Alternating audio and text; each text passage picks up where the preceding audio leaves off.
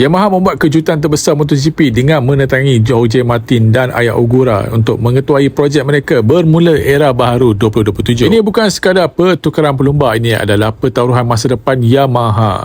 Jorge Martin hadir sebagai juara dunia yang terkenal dengan gaya tunggangan yang agresif serta berkemampuan membangunkan motosikal. Di sebelahnya pula Ayao Ogura, bintang muda Jepun yang semakin menyala selepas membuktikan dirinya mampu bersaing di barisan hadapan MotoGP. Gabungan seorang juara dunia dan seorang bakat muda memberi keseimbangan yang Yamaha perlukan untuk menghadapi perubahan besar ke enjin 850cc. Peraturan baru dijangka mengurangkan kelebihan kuasa mentah dan memberi lebih penekanan kepada kemahiran penunggang serta pembangunan chassis. Inilah sebabnya Yamaha sanggup membuat rombakan yang besar. Mereka mahu memulakan era 850cc dengan dua pelumba yang mampu membina semula jenama itu menjadi pencabar kejuaraan. Kalau strategi ini menjadi, 2027 mungkin menjadi permulaan kebangkitan semula Yamaha selepas beberapa musim bergelut mengejar Ducati. Adakah Martin dan Ogura mampu membawa Yamaha kembali menjadi juara dunia?